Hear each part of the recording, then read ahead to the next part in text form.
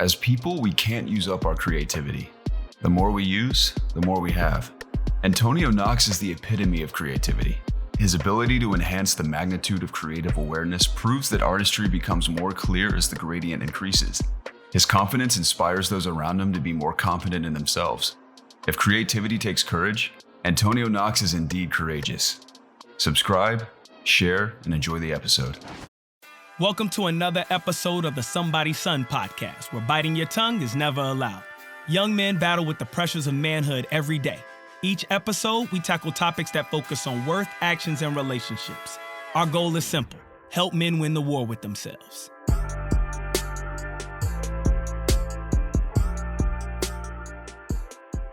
Yeah, I read a book. It kind of like speaks to that. I'm just waiting like too long for something. Yeah. And I'm also like working on like this app and brand and everything like that. And so like, I understand not waiting too long just to put it out there, and kind of like getting better over time with it. Yeah. And the people, they appreciate it. Yeah. So like there was a guy I was talking to, he works with us at Edelman, is a big PR company. And he was like, bro, like I can see like episode like 13, like why y'all changed up. Like I could tell the growth. And I was like, bro, honestly, by then we was a year in. Before yesterday, I think Ali said this, we went from shooting in an Airbnb basement to shooting in a building that our guy owns with his wife. So it's different. Like you can see the layers to the conversation is different. The layers to the feel is great. But man, we really appreciate having you on, man. For real. For sure. So appreciate coming out. You said you're working on so many different things, right? So first of all, who is Antonio Knoxx? I've heard this name several times. Russ has told me about you. We got a similar friend group that somewhat overlaps with just some of the creatives here in Richmond. But like, who is Antonio Knoxx? Like, what is this? It's like a celebrity name, right? So like, who's Antonio Knoxx? It's a brand. Nah, I wouldn't go that far to say like it's a brand as of yet, but we're kind of like working towards that process of becoming a brand. Like I'm thinking about like legacy, right? So I'm trying to be like synonymous with like Walt Disney, right? So like everyone knows Disney. People know like the Disney name, the Disney brand, and that's a last name. And so I want my last name Knoxx to be synonymous with the Disneys of the world, the Nikes of the world, the Apples of the world. And so like I try to create like empires to kind of like be in synonymous of that. As far as like me, I'm kind of like a work in progress, to be honest. Like I wake up every day just trying to figure out like how to improve, to get better with my personal life. And then when it comes to like my career, same thing. I just get better. I love to create. I'm a creator at heart. And so I create like any and everything. So from like films, he's seen like one of my films, from like branding, to like this app that I'm about to drop. Yeah, I'm just an ordinary person that does extraordinary things. We have this conversation fairly often, but you've already mentioned now you have this huge castle that you're trying to build towards, right? Yeah. But in order to build a castle, you have to lay one brick first, right? Yeah, so what was the first brick? So like when you speak about bricks, I think about the quote that like Will Smith talk about. Yeah, to build a wall, first you gotta lay bricks, right? Brick by brick every day. It just started off with like an idea or like a vision that I had for like my future. And I see like, so I believe like I'm a master manifester. Like I believe I can like manifest like anything in my life. And so a true testament to that was I wanted a McLaren, right? Mm-hmm. And I wrote it down. I visualized it. I meditated on it, and I wanted to see it. I wanted to see it like 2 weeks ago. I wanted to see it like 2 weeks. It was less than like 2 weeks from like that time. Like I said that I wanted to see it in the physical. One Saturday, went to this restaurant. The first 2 rows were like packed with cars. The third row came around.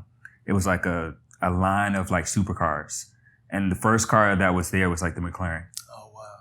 And so like, I manifest stuff like that like all of the time, but like just starting like brick by brick, it's just like coming up with like an idea or like having an idea, having a vision, and then, not allowing it to be perfect and just kind of like just going for it and not being afraid to go for it. And how old are you now? We just met. So you and I are, I don't know you from a can of paint. You know what I mean? So like, I feel like I can take a little bit more maybe into the background of who you are just because I'm curious. Yeah. But how old are you now? 29. 29. Okay. So did you start early? Did you start building things at a younger age, or did you start fairly late? Because the conversation we have with the machine behind the camera, he oftentimes, this dude right here is literally a machine, right? But he oftentimes thinks he started late, right? And we have conversations about this all the time because he's so great at what he does. I tell him like time doesn't necessarily matter. But did you start early? Do you feel like you wish you started doing what you were doing earlier? Is there anything like that? Yes and no.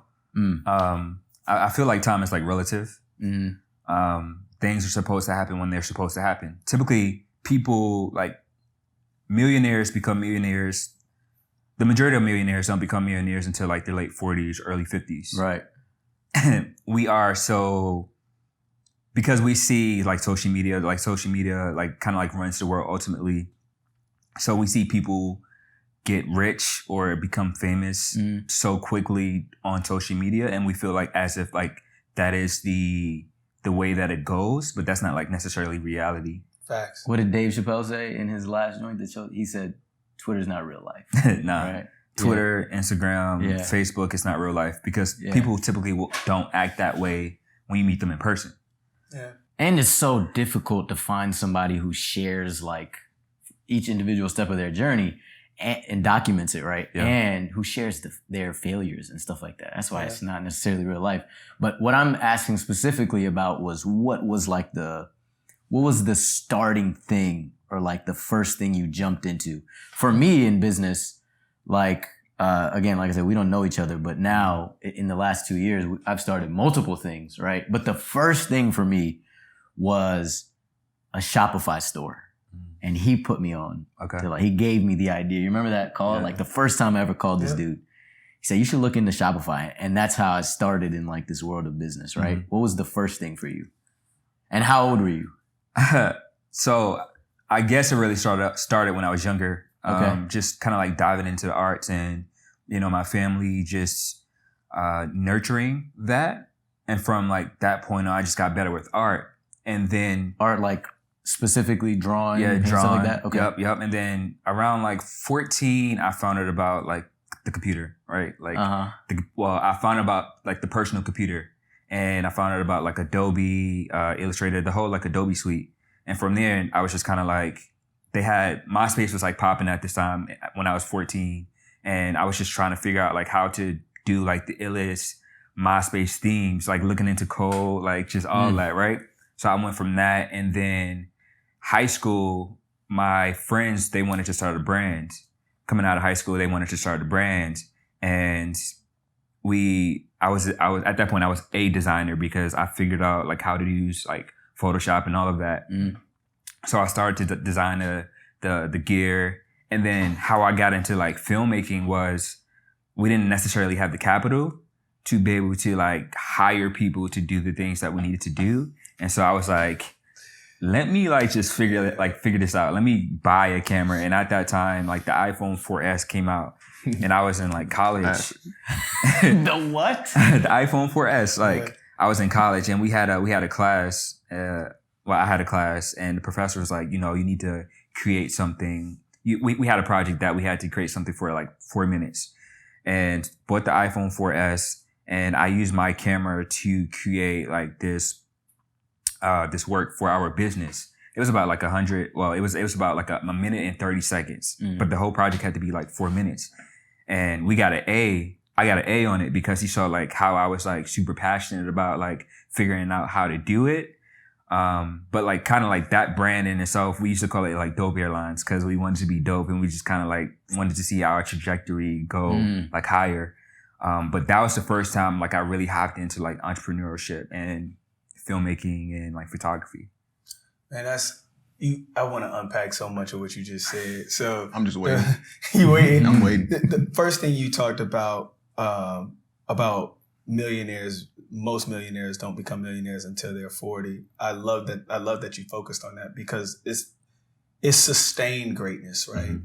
And so the reason why they end up becoming millionaires later in 40 is because of all these different things that they've done prior to that. Yeah. But more often than not, it's sustained. When Compound you see people, interest.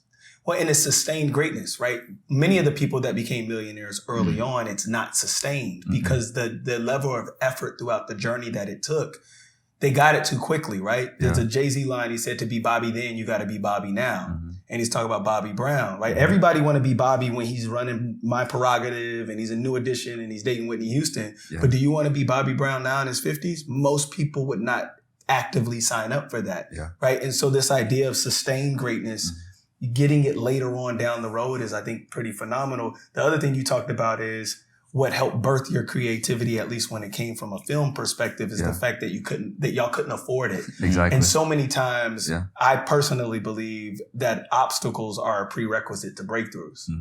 Like most people don't really get to tap into what that really feels like to really crack through something unless there was an obstacle there, right? And so for you all, it was capital, right? There was no capital, and so you're able to do that. How do you see that fueling what you're doing now, right? Because in some ways, like you said, you're about to drop an app, which means based on that context, I would deduce you've never dropped an app before. Nah, first time. Right? So there's going to be some new obstacles, right? That are going to give some birth or gateway to new wins. But how do you see that fueling what you're doing now? And then tell us a little bit about the app, because I don't believe any of us have dropped the app before. So I'm pretty interested in this. Yeah. I also believe that there is, I believe limitations birth creativity. Facts. And to respond to like that obstacle piece. The reason like I dropped this film, the film that he saw, is called Healing. And it was in a film festival called Africana. The catalyst for that was the passing of my aunt. She passed away from like cancer. And so just kind of like going through like that healing process of seeing her like deteriorate like over time, and like the grieving process like afterwards. That kind of like was an obstacle for me. And I wanted to be able to see like what it looks like to be able to heal on screen for like other people, because what started to happen for me, like I was grieving, but then like over time I started to like find different ways to heal. I was doing different things. I was aiding in my healing process. So like that was like, I believe for me, like that was like the catalyst for the film. But for the app, it was also like, I saw that there was like a problem, like in the Black community, we have like so many different problems. And I believe like there are so many millionaires within like the Black community because we have like so many problems that can be solved. We just don't look at it like that. And so like the problem that I saw was, for us, we are, I believe like we are naturally creative, but we don't believe that we can like live in those spaces. So like my brand is called The Gradient, and so like our purpose, our mission is for people to be able to find their passion so they can live out their purpose. And so like we get like many different types of creatives, Black creatives specifically, to show like their process, but also to be able to speak about their story of how they got to like where they got to. So the problem I saw was like every time I would search something online, it wouldn't be people who were teaching me, like people who look like me teaching me something. It would be somebody else from like another race. Mm-hmm. So you've heard the like statement. What's the statement? Representation matters. Yep. Right. When it comes to like films, when it comes to like, music or just different things. And so I was like, if I can get like Black people to be able to show like their workflow of like how they do something, or to be able to tell their story of like how they got to where they got to, then this could birth so many things for like people who don't know what they want to do with their lives, or just don't know how to go about getting to like the next step in their life. So that's ultimately like what the app is about. That's sweet. Do you think, you said that in the African American community, you believe that we're extremely creative. Do you believe because we also have extreme limitations, that's what's birthing said creativity? Yeah. I mean, the example that you could look at for that is kind of like hip hop. Yeah. Right. Hip hop was birthed out of like limitations. Right. We use our parents' records to create like samples or breaks and beats. And we just told our stories on top of that. And that was just birthed out of a limitation because we didn't have like the instruments. We didn't have like the guitars. Yeah. We didn't have that. Well, they didn't have that in the inner city. And so that's that limitation that the creativity came out of that limitation just due to the things that they had. But obviously it wasn't too much. It wasn't a lot. Yeah. Yeah. Making the best of what you have. That's the name of the game. Yeah. I'm very interested to hear more about your film. I want you to kind of speak to your process and what it's about. And the reason I want to ask about this specifically is because that was probably, I think we talked about this before, even on the feedback after we watched the film, one of the most well-composed pieces of filmmaking I've seen, especially when there were no words. Can you take us through like your mindset? What was your overall goal? What did you want to achieve? I know it's in reference to your aunt was an inspiration for you, passing aunt, and your grieving healing process was inspiration. But take us to a bit deeper in process of what your thoughts were and what you wanted to achieve and how you wanted it to impact people in your community. Yeah, they say, I don't know the percentage, but they say like a huge percentage of communication is nonverbal. 70%. Yeah. So 70% of communication is nonverbal. Yep. And so we wanted to be able to show that on screen. Obviously, like the majority of films nowadays, majority of full feature films that come out nowadays is verbal, right? And so I wanted people to go down like this journey with this couple and seeing their healing process without them speaking about it. So like the whole film is about them healing through everything kind of we went through within like the last 18 months. So obviously like being in a pandemic, being at home, the civil uprisings with like the George Floyds, the Ahmaud Arbery's, the things that we saw on social media, through the news. Mm-hmm. And so that was like the backstory of it. But they were like in this space together, going through that together as a couple. And so many people, I mean, all of us went through it, but in the dynamic of a couple, so many people went through that process. And so we wanted to be able to I wanted to be able to show a Black couple or individually as well with a man and a woman going through the process of them healing. Also, like in the beginning, they are like super disconnected because they are just kind of like what we went through before. Like we were so just like on this like, what is it? Rat wheel, just constantly going and going that like many people became disconnected to the people who were around them. And so in the beginning, you see the disconnection between them. You see the separation between them. And over time, they come together just due to like their healing process. And so we wanted to be able to show that. We wanted to be able to see their emotions. We wanted to be able to convey like what they were feeling. And so like the only audio that's in there is like the music that's underneath it. And also just like the cues to like what they're watching or like what they're like going through. So like you hear the governor speaking about like, you have to stay at home. You hear the protests, you hear the incidents, but you don't see it. So you just only see their expression and like what they're going through during that time. And so we just kind of like wanted to be able to show ultimately like what Black people went through in this moment. And so like we wanted to show like their expressions, their body language, and all of that. That's powerful. Oh man, go ahead. I don't know if we're going to say the same thing, I got but 2 follow-ups. Go ahead. The crazy thing is that, so typically when you watch anything, right, it's so difficult to create your own meaning about what's going on screen because they're telling you exactly what's happening, right?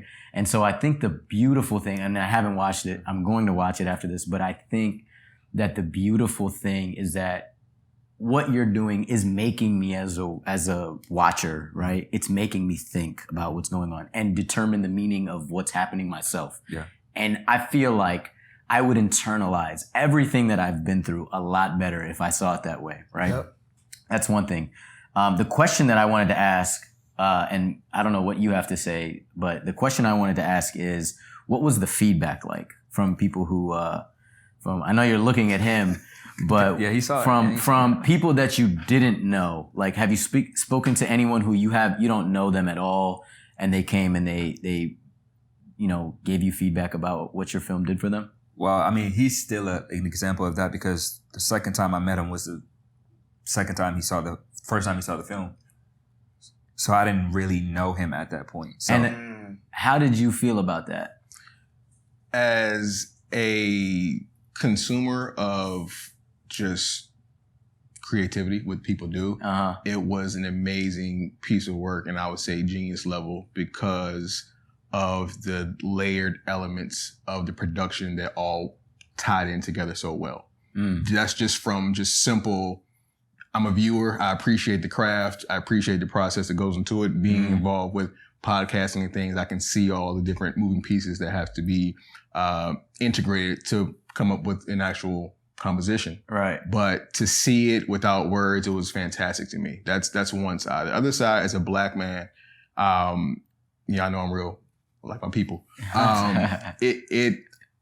It showed that we are so connected in so many ways, and we don't even have to open our mouths to recognize that connection that we have. To see the responses, their expressions, and the actors and actresses in that film were just fantastic. The way they just were able to say so much without using words. I felt it.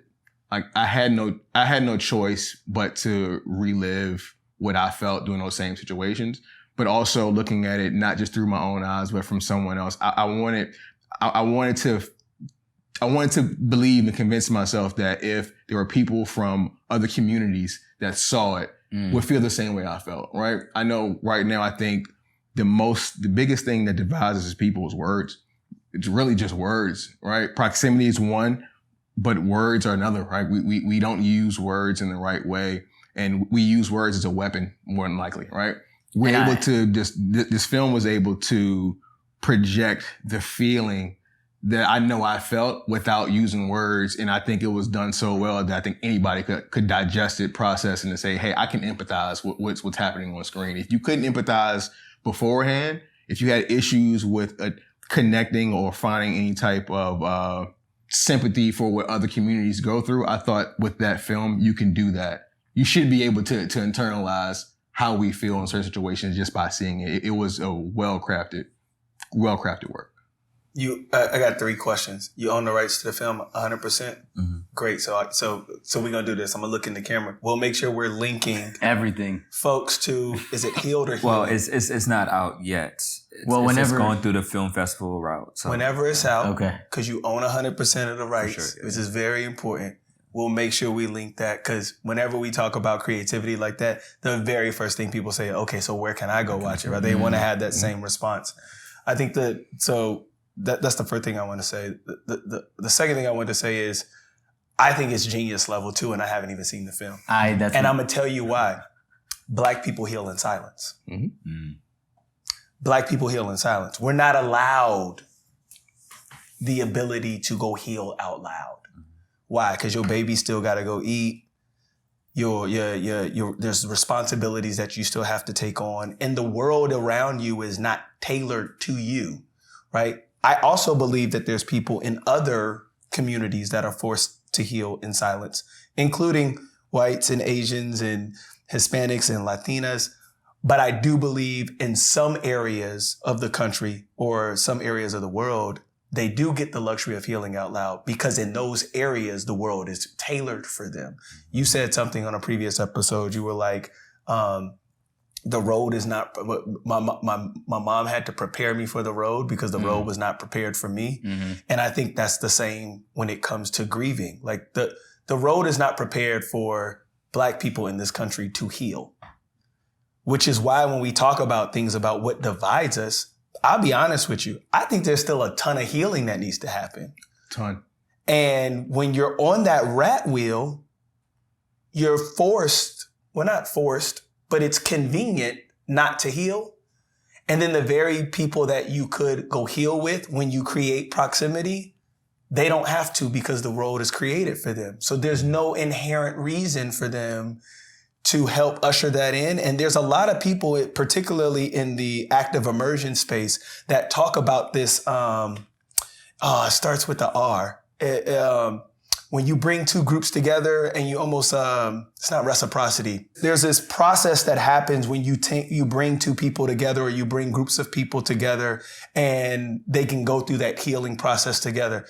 I'll find out the name of that word, but that's what you're doing with your film, because the film doesn't cast aspersions through words, right? So the visuals alone, not just because most of us communicate through the 70% of body language, but the fact that you're not telling me how to heal through your words, right? You're giving me the freedom or the space to do so. That's genius level, bro. Yeah. That's Yeah. And I ain't even seen the film, so. I mean, you definitely also hit it on the head too. It was like, it was part of my healing, but I also wanted Black people to start healing, because obviously all of the things we've been through over the last 400 years and the constant trauma that we constantly see on social media and those things like that, I felt like we were like in a perpetual state of just like living in trauma. Yeah. So I was like, there has to be a point in which we have to start healing. We can't stay in this whatever this mud is and not try to find a way to get out of it and to start to heal afterwards. Do you think content has a powerful place to play in that? Do you think, because you clearly made a film, you could have just wrote it in your diary or your gratitude journal, but like, I assume you believe content has a real pathway or a place to influence that. Yeah, I think we've seen like how powerful media has been like over the last 200 years, especially the portrait of a Black man, especially coming from I think the movie is called A Birth of a Nation. Mm-hmm. Yep. Birth of a Nation. Yeah. Yeah, and how like they painted like a Black man in that, and so like from just they use that tool film as a tool to paint us in a particular light, and that has like lasted for still to this day. Yep. So yeah, I definitely saw, film being a tool to be able to start that process. Yeah. Reconciliation is the name of the word. Mm-hmm. I couldn't think of the word. I was like, yeah. So when you said that, I remember from Birth of a Nation, because people talked about the reconciliation process between multiple groups. Yeah. But I think your film could do that for people and usher in a non-accusatory, non-attacking, quite civil way, because there's no words. Yeah. So sorry, I did get that out there. We don't need the word cloud anymore. We're good. We're good to go. To even make it like even more personal for me, I think about my reflection over the last 18 months, which is the same time frame what the film is done, and when certain situations happen and it comes up at work, right? Mm-hmm. And I could see an incident happen on the news and sit on the couch and cry with my wife about it. And then I log into my computer and don't even mention it, right? Or if it comes up, crazy world, let's move on. Like I automatically assume you're not going to get it, right? That's kind of I know there are things we have to work on as far as connectivity with people, but there's also things that I know I cast on other communities just because I don't think they understand. And I'm hoping that in the future that changes, because I have I think things like Birth of the Nation and how we've been portrayed in media so long, it makes it easy to not be empathetic to us, right? The studies have shown, they assume that Black women have more pain tolerance than someone else, than other races. You can look at the Black female mortality rate during giving birth. Like it's so many different things that science is so-called proved about who we are and making us seem like we're different, less than, or whatever. It's like it's easy not to be empathetic, but we're expected to be empathetic with everyone else. And we normally are empathetic with everyone else. But for me, that hypocrisy, for lack of better words, I struggle with that. And I don't even attempt to share how I really feel about situations to people that aren't close to me, because I just automatically assume. I feel as though, I think I have good reason to think so. I feel as though they don't get it. And that's why I'm really like, I rather focus on empowering my people first. I rather focus on doing everything I can do within my power to support my people, to help strengthen us from the inside. And then as a group, as a whole, we can heal together and hopefully create some more connectivity. Because individually, one-on-one, I don't have the bandwidth to do it. Yeah, but your vulnerability on doing that on mediums like this is connecting with them, right? Mm-hmm. So I'll tell a story. If I'm not supposed to tell the story, Garrett can edit it out, but I'm going to tell the story anyway. We have another podcast called Bigger Than You Think. I sat with a young lady named Robin Moriarty. She's a white woman, Caucasian, right? Kris watched the episode and called me and says, well, you tell him what you said. That podcast was so eye-opening for me. I text you this, and it's on record. I would have not have guessed in a million years I had so much in common with that woman until I watched that episode. And it's further proving to me, like you just talked about the last 200 years, how media has portrayed us. Content needs to change. Yes. I need to invest more time in getting other people's perspectives. I think if we have to bring things down to a level of understanding personal stories from other people. Yeah. Right. I think once that becomes more of the mainstream, when it's interconnected between different communities, that's something I think will be a solid path to us healing as a whole, as a country, because just that one podcast, the episode that I watched, it was phenomenal to me. And I never would have thought if I would have walked past this young lady at the mall or stand behind Starbucks, whatever it is, it would have been somebody I never would have even, like, their presence probably wouldn't even registered with me. Their being wouldn't have even jumped on my radar at all. You're just a person, right?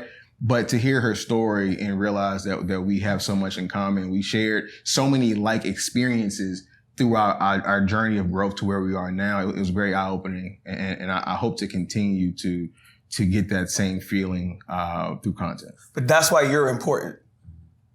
So that's the reason I bring that up is because that's why Antonio Knoxx is important. Yeah. This is why Ryan Coogler is important. You said it has to become mainstream. Mm-hmm. The creatives have to feel the responsibility of ushering in a new conversation. But we have to fuel that. It's bigger than the creatives. No. I get it. Yeah. We have to fuel it. Mm-hmm. But I'm also saying part of the reason, it's a shared responsibility. Mm-hmm. Some of the reasons why we are portrayed a certain type of way in media is because we have portrayed ourselves like that in media. Mm. So we have to create an environment and support financially an ecosystem. Resources. Give the folks the resources where Antonio and Ryan and Issa and Lena and whoever else you want to name, Ava, all of y'all should feel comfortable knowing we got your back financially. We're going to show up to the box office. We're going to do what we need to do. So now you feel the comfort level to say, you know what? I'm going to make sure this content creates another Kris. Mm. Because that's the only way Kris is going to feel comfortable talking to a Robin one-on-one. He's not going to do it on his own. He already told you he's frustrated. Yeah. He's not going to do it. And he's not even 35 years old. So imagine a 70-year-old person like some of our uncles or aunts. Or my grandfather's in his 90s. He's not interested in having that conversation with anybody outside of who he deems is his people or his community. The content has to change, which then inspires the people like you to say, you know what? That might be a Robin sitting next to me on this flight. Let me have this conversation. Mm-hmm. We got to support y'all. So we're going to do that. That's why I said, do you own it 100%? Yeah. You own it 100%. We're going to make sure y'all get a link to the film, and anything we can do, bro, for real. Anything that we can do to help support you in that regard. We here for it because I got to see firsthand what that had an effect on him. Mm-hmm. And I'll be honest with you.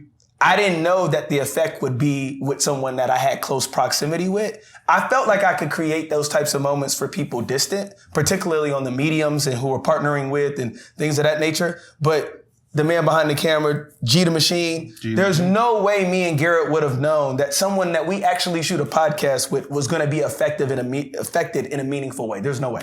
No way for us to know that. Kris asked earlier, and we've been jumping around in multiple directions, but Kris asked earlier, how do you see, or what impact do you want to make with what you're creating, and what effect do you want to have on people? And the reason I'm bringing this up now is because what he's saying is a big responsibility, apparently, that people like you, yourself, the things that you create have, right?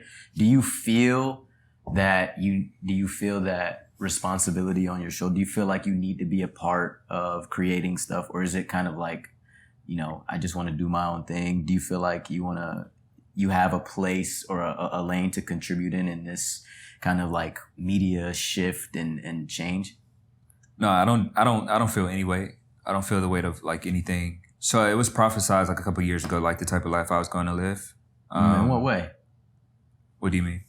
What do you mean? I mean, someone who's just kind of like a prophet, right? They've been prophesizing over like things and people for like the longest, and their accuracy is just like nearly like 100%.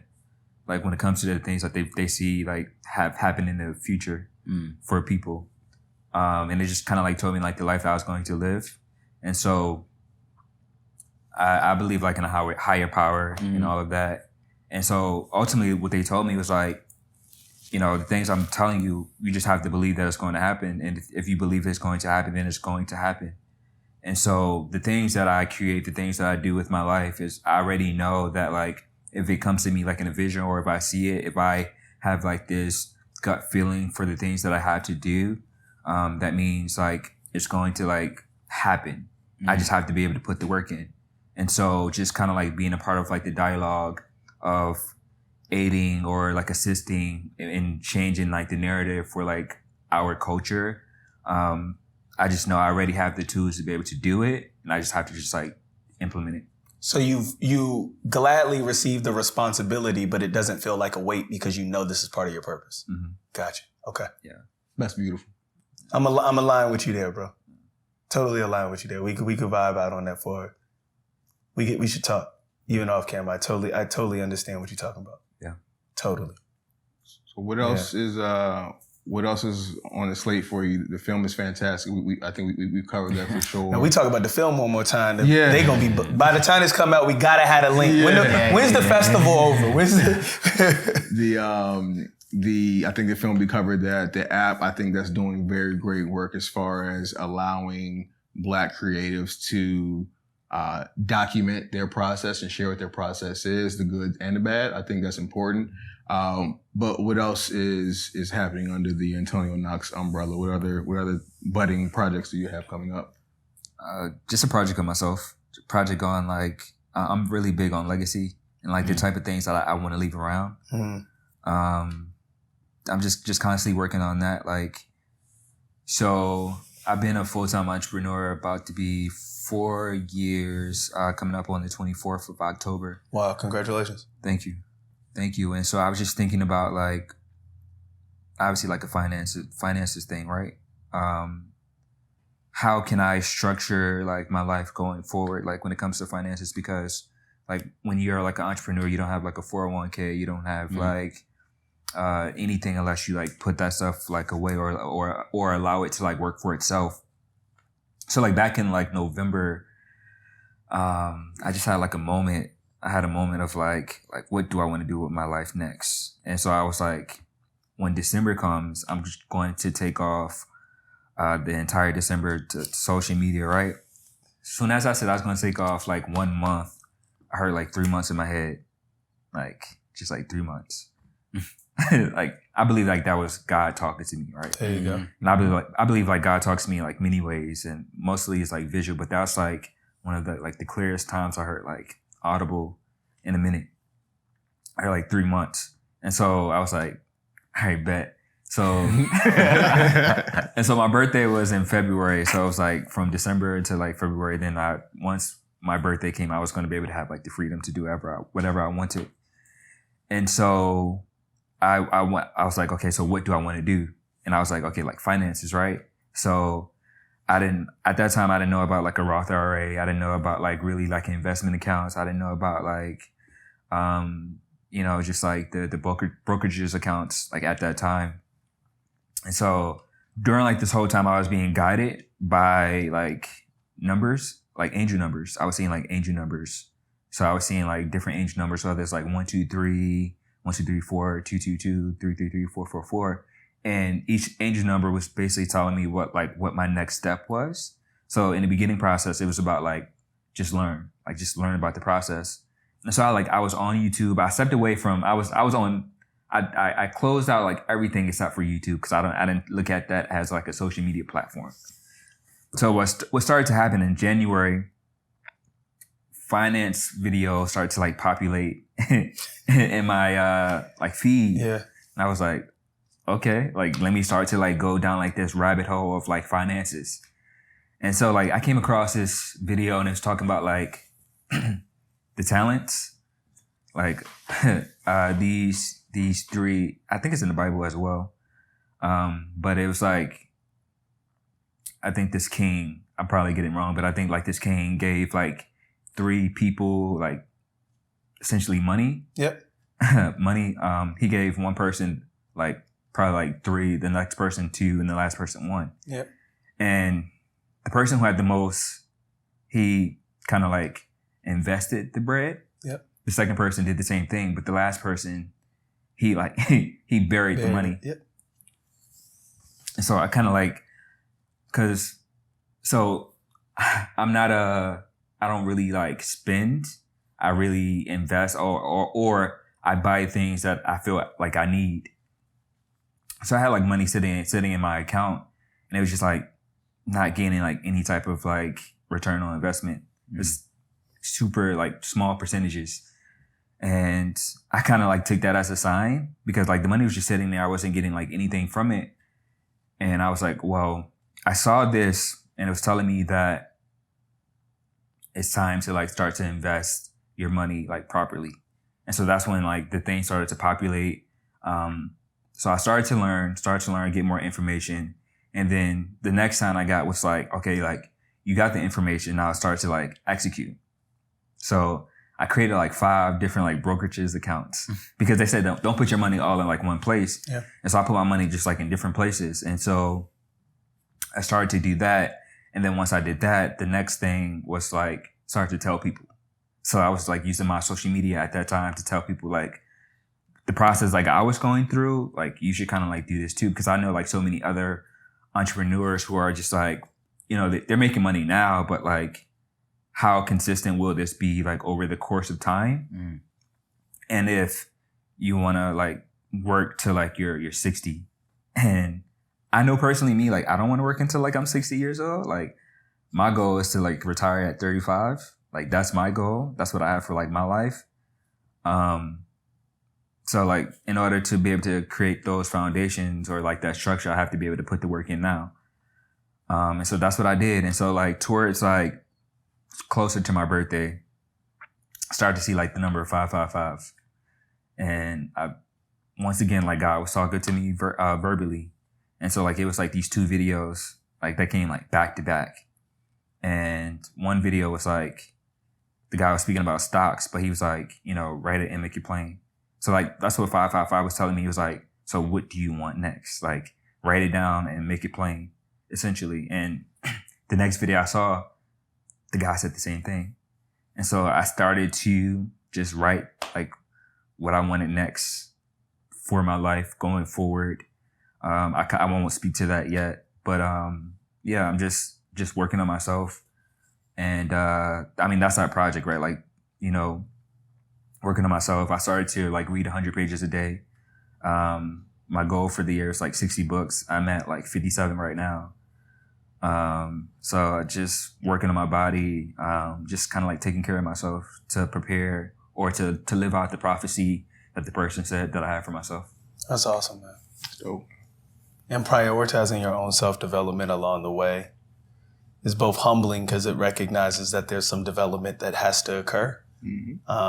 But it's also rewarding because you're being intentional in making the work, doing the work necessary to become developed. So I think the concept of like, I think I'm working on a lot of stuff. He's working on a lot of stuff. Kris is working on multiple things. You're working on multiple things. And I think it's so easy to forget that the main project is yourself, right? So I commend you. First of all, I never even, you saying that just kind of Yeah. Confirmation. I had to reinforce it, right? Because Confirmation, I'm putting all of my energy into everything else, into all these other projects outside of myself, and I'm forgetting that I'm the one that's fueling all of them, right? And so, thank you for that. I appreciate it. But it'll never end. It'll never end. And I did the not 100 pages a day, but I did like the 70 books last year, and just monster, like insane. So make sure you spend time reflecting on what you're reading, though, because I had a problem where I was like reading too much and then I forgot all the books that I read. So, but nah, man, thank you for that. I appreciate it. Yeah, man. That's the incredible thing about like technology too at the same time, because I was going through that process, right? Like I was getting all of this information and trying to figure out like how to store this. And I was like, do I keep this in the book? Do I write this up down? And I just came across like this app. It's called Highlight It. So like everything that I highlight within my books, I put it in my phone, and I use the widget which constantly reminds me daily of like just different books that I read. And so I need quotes that. pop up like all of the time, and so I'm constantly reminded of like what I read, these reminders, or like how can I continue to like implement the things that I did read in my life. So for sure. Highlighted. I will pull my phone out on set. On set. But I know you. Yeah. Nah, bro, appreciate you pulling up on us, man. Sure. This is a pleasure. Yeah, we gotta have My guy. We gotta have you back though, because We gotta talk. after we do the film, after we share the film, I want to take some of the feedback from folks. Yeah. Let you see that, and then we can respond in real time. But bro, you're going places. I know you already know that, but yeah, you're handpicked, man. We hope you enjoyed this episode of the Somebody Son podcast. We encourage you to share this episode with a friend. And remember, on this path called life, you are not alone. Thank you for watching. Until next time. She liked the way that I finesse.